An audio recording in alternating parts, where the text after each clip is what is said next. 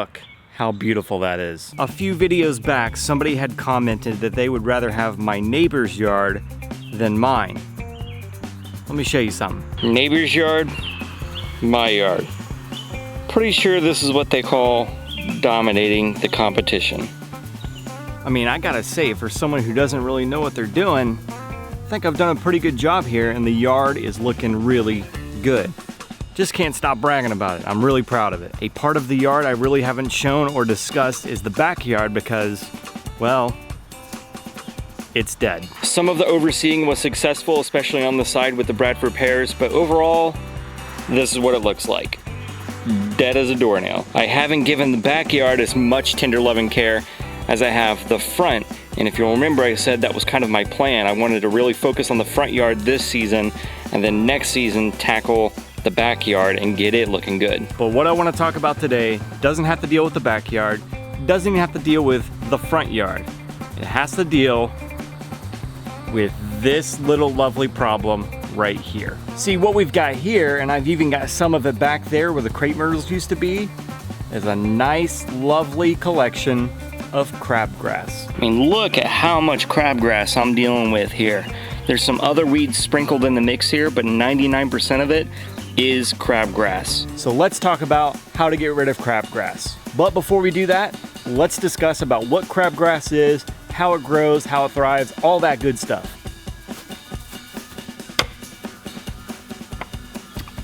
Crabgrass, one of the most common weeds found in lawns. While crabgrass can look like regular grass at first glance, when you get to looking at it a little bit further and deeper, there's some differences. Newly sprouted crabgrass can appear light green, lighter than your turf actually, but over time, as it continues to grow, it can dull to a dark, deep green color. The leaves of crabgrass are actually much broader than a regular grass blade. It tends to grow in clumps really low to the ground, and the stems of crabgrass grow laterally or outward instead of up. One of the biggest telltale signs is the blades or the stems grow out from the middle and resemble the legs of a crab.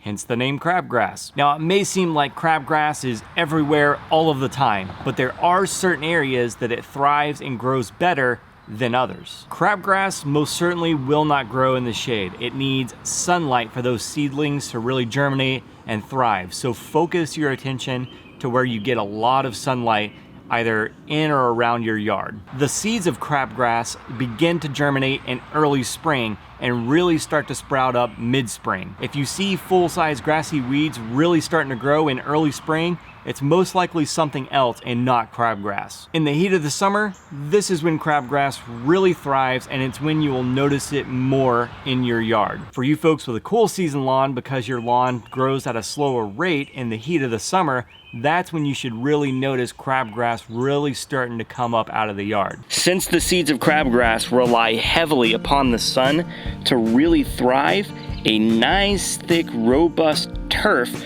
will help block the seeds and seedlings from sun and prevent them from taking hold.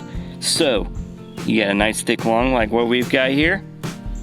Good to go. Proper mowing, proper irrigation, fertilizing, all that good stuff. Everything we've done to the lawn, you keep up on that, you most likely won't have a crabgrass problem in your yard. Because I've put so much focus and tender loving care on this portion of the yard, I really haven't focused on little areas like this. This particular spot, if you remember, I used to have a ton of bushes going along the house right here. They were just really overgrown. They were blocking the windows.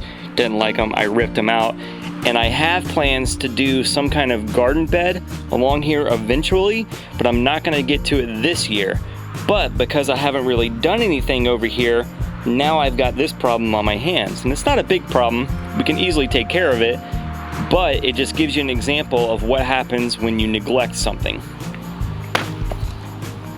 So now let's talk about how to get rid of crabgrass. The best way is to use a pre-emergent crabgrass killer or a crabgrass preventer before the seeds have a chance to germinate. Just like all pre-emergents, if you're going to use one of those to prevent crabgrass from popping up, timing is everything. Like most weeds we're trying to control with a pre-emergent, you gotta hit it before soil temperatures reach about 55 degrees. That's when most weed seeds, especially crabgrass, has a chance to thrive and germinate. Now timing, again, is not gonna be exact. I can't tell you, right at the beginning of spring is when you need to apply. The weather in your area, the region you live in, your conditions of your soil, temperatures, all that kind of stuff has to be factored in to when you're going to apply a pre-emergent for crabgrass control. If you're gonna use a pre-emergent, just make sure to choose a product labeled for crabgrass control. If crabgrass is already present in your yard, you're gonna have to use a post-emergent herbicide. But there are some things you have to keep in mind if you're gonna use a post-emergent to control crabgrass. You have to treat it early in its life cycle. Young plants are much easier to control. The treatment area might have to be watered a little bit so that you don't harm existing grass. Just make sure to read your product label and follow the instructions on the product that you choose. You might also have to avoid mowing before and after the application. Just once again, read the product label, it'll tell you what you should do. And again, make sure that crabgrass is listed on the product label of whatever post-emergent that you're going to choose. Because my treatment area is not in my yard, it's over here where no grass is growing, I can use the higher usage rate of this product to really wipe it out of that area. So without further delay, let's kill some crabgrass. And even though it does feel like it's about 1,000 degrees outside, we still gotta wear our PPE. So long sleeves, long pants, and gloves.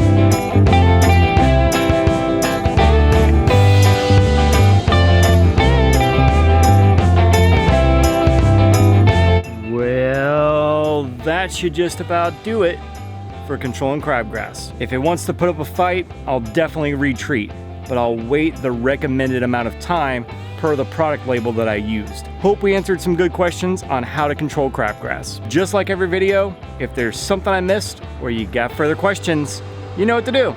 Leave them in the comment section below, email our customer service staff, or give us a call. Make sure to follow along by clicking this link to subscribe to our channel. Click this playlist to see all the other videos in the lawn care series, and click this playlist to catch our Do My Own Gardening series. And as always, thanks for watching.